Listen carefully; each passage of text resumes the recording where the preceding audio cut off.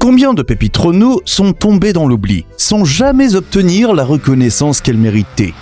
Aujourd'hui, je vous propose un voyage à travers 10 modèles méconnus, parfois visionnaires, audacieux ou simplement injustement négligés. Les informations de cette vidéo s'appuient sur des sources auto fiables, des retours de garagistes passionnés et des sites de référence comme Caradisiac, L'Argus ou Consumer Reports. J'y ajoute aussi mon regard personnel. Le classement va du plus discret au plus impressionnant. Et si j'ai oublié un modèle culte, dites-le moi en commentaire. Abonnez-vous, likez la vidéo et découvrez maintenant 10 trésors Renault oubliés, que vous ne connaissez probablement pas. On démarre avec le numéro 10. Numéro 10, Renault Safrane Biturbo, de 93 à 96. Avec la Safrane Biturbo, Renault joue la carte du prestige. Commercialisée entre 93 et 96, cette berline méconnue visait directement les références allemandes.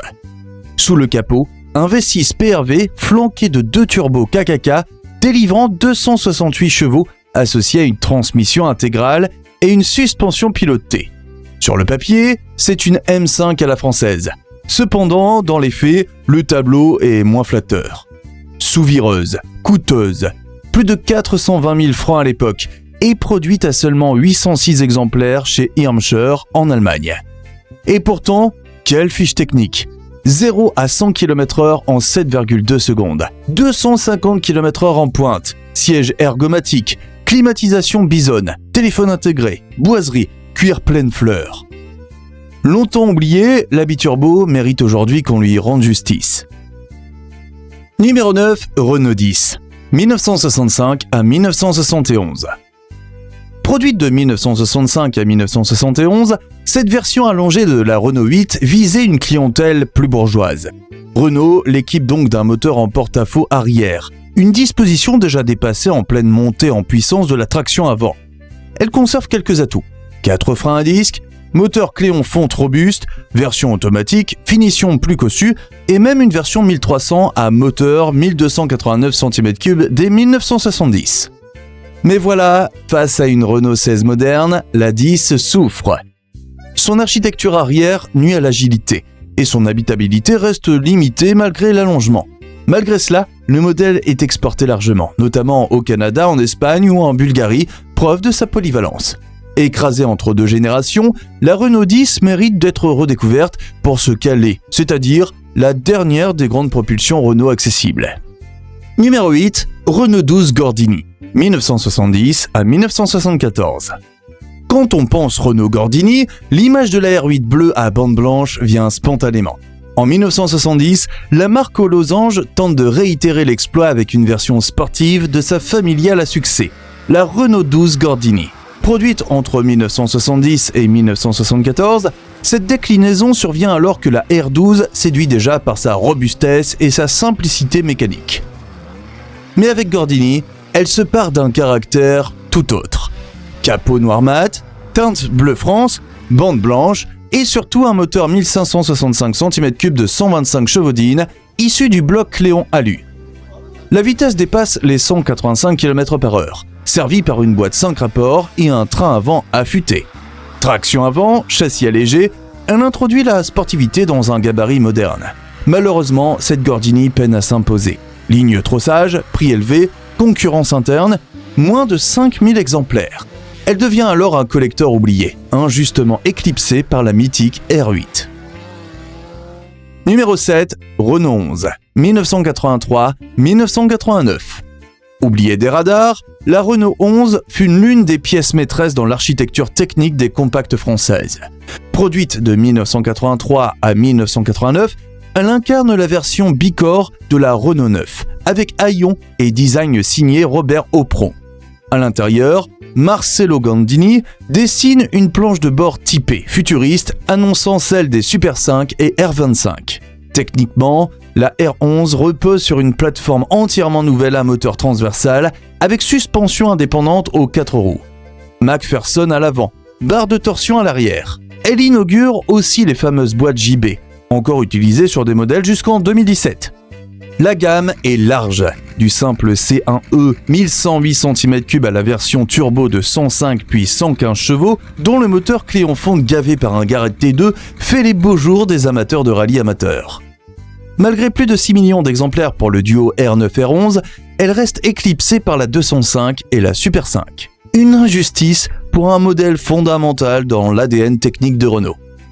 Numéro 6, Renault 15, 1971-1979.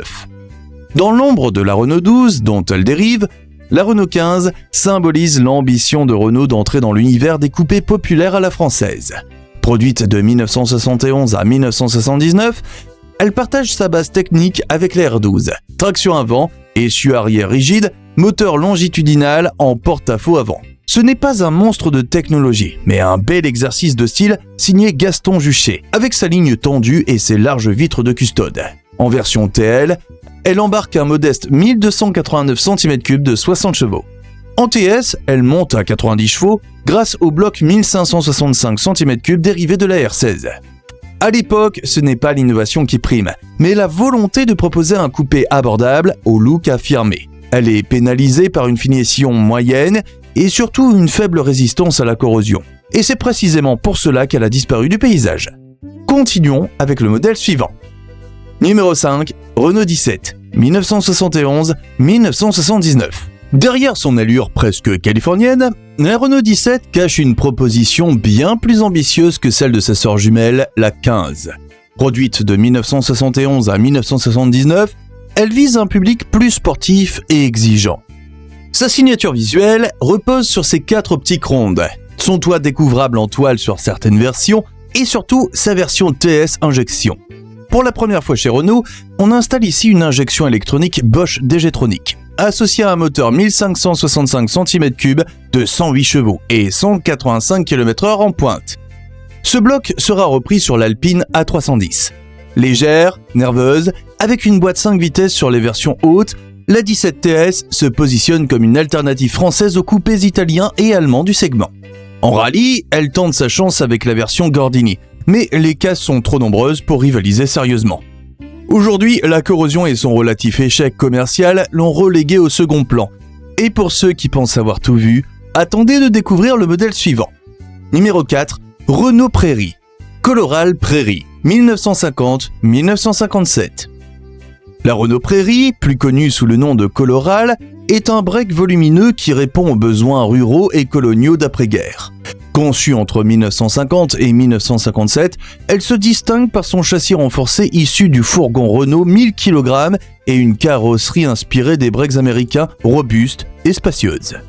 Sous le capot, on trouve un moteur 4 cylindres à soupape latérale de 2383 cm3 délivrant 46 chevaux. Un choix fiable, mais bien trop limité face au poids conséquent de près de 1640 kg, plafonnant sa vitesse à 100 km/h. Renault tentera une légère amélioration en 1953 avec un moteur étendard de 58 chevaux sans véritable succès. La Prairie se perd dans son positionnement entre utilitaire rustique et voiture familiale, éclipsée par des modèles américains importés et moins chers. Ces versions 4x4, son caractère fonctionnel et sa rareté en font un modèle à redécouvrir pour son rôle précurseur dans l'histoire des SUV français. Après cette première incursion dans l'après-guerre, la route nous mène vers un coupé qui a marqué les années 70, mais que l'on oublie trop souvent. Passons au numéro 3. Numéro 3, Renault 20, 1975-1984. La Renault 20, produite de 1975 à 1984, incarne une berline française ambitieuse, oubliée, coincée entre la simplicité et l'élégance. Son design, signé Gaston Juchet, partage beaucoup avec la Renault 30, à l'exception de ses optiques rectangulaires et d'une présentation plus dépouillée.